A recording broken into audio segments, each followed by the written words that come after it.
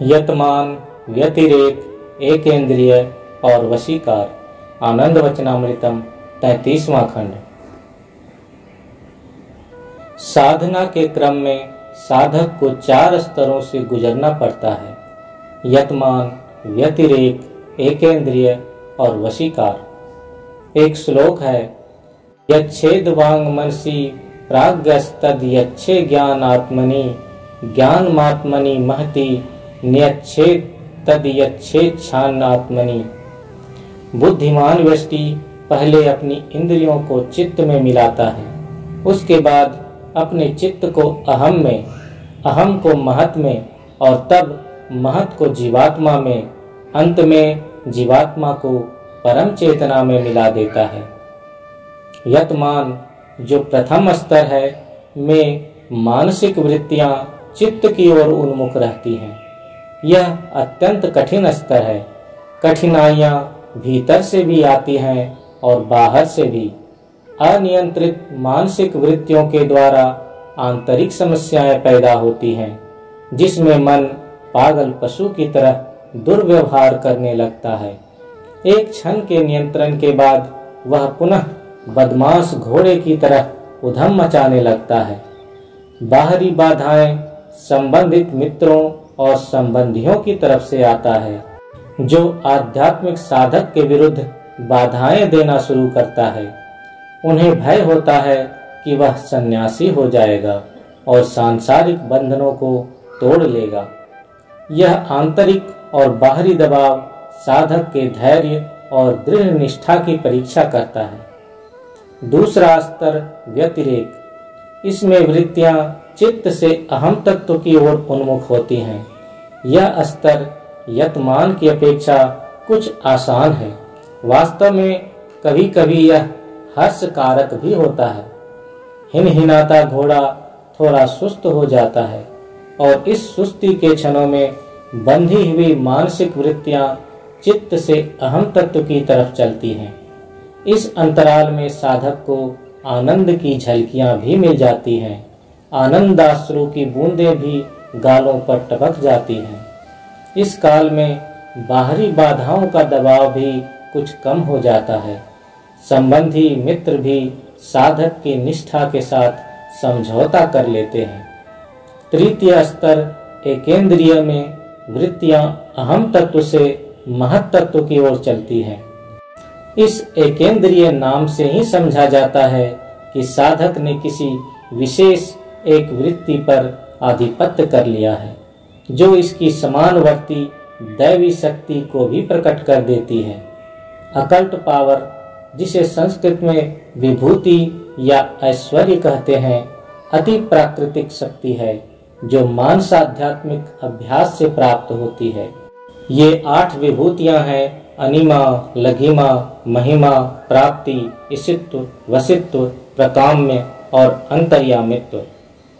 यह स्तर एक अगले बड़े कदम की सूचना देता है। हालांकि यह एक खतरनाक स्तर भी है। यह खतरा बाहर की अपेक्षा अंदर से ज्यादा है।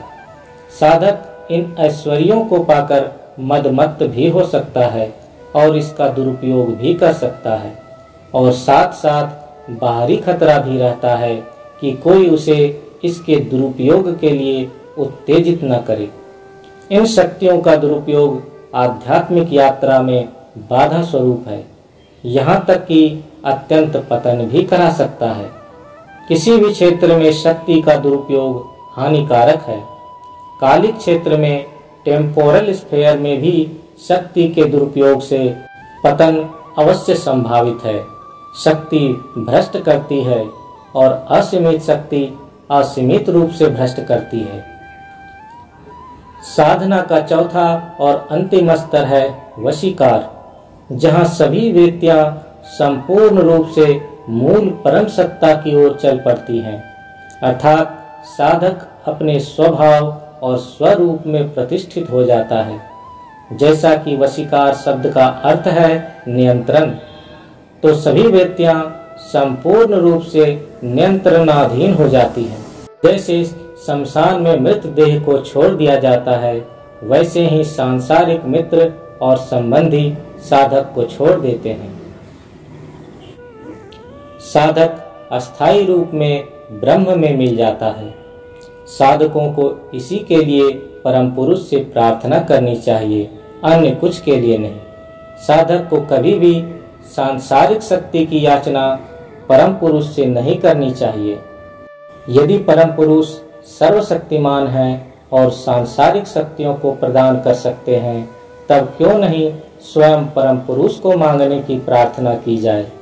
वरदान किसी के लिए कुछ खुशी की बात हो सकती है, किंतु यथार्थ में यह काल और रूप में एक संतुलन है जिसका अधिकारी साधक अपने कर्मों के द्वारा बनता है। यदि कोई अपनी पावना के अतिरिक्त शक्ति पाने की चेष्टा करता है, तब हो सकता है कि वह इस शक्ति के नियंत्रण की योग्यता नहीं रखता हो और वही वरदान उसके लिए अभिशाप न बन जाए। एक बंदर के सूखे हाथ की हड्डी की एक कहानी है जो एक साधक को मिल गई।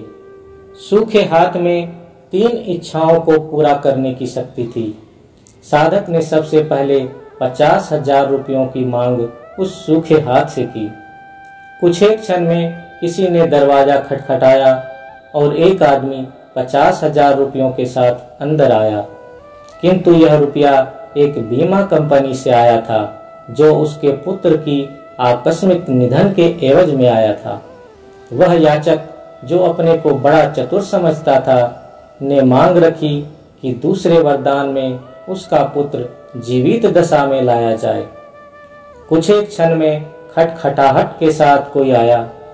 जब उसके पिता ने आंखें उठाकर सामने देखा तो भय से वह चीख उठा, क्योंकि आने वाला उसके मृत पुत्र का अस्थि पंजर था। वह अपने से चल रहा था, इसलिए कहा जा सकता है कि वह जिंदा था, किंतु यह एक कंकाल ही था। उसका पिता इतना भयभीत हुआ कि उसने सूखे हाथ से कहा कि वह इस कंकाल को दूर हटा दे। सूखी हड्डी ने ऐसा ही किया, किंतु यह उसकी तीसरी और अंतिम इच्छा थी, इसलिए सूखी हड्डी की शक्ति भी इसके बाद समाप्त हो गई। अतः पिता को 50,000 रुपये तो मिल गए, किंतु पुत्र चला गया। श्री श्री आनंद मूर्ति, 1969, रांची।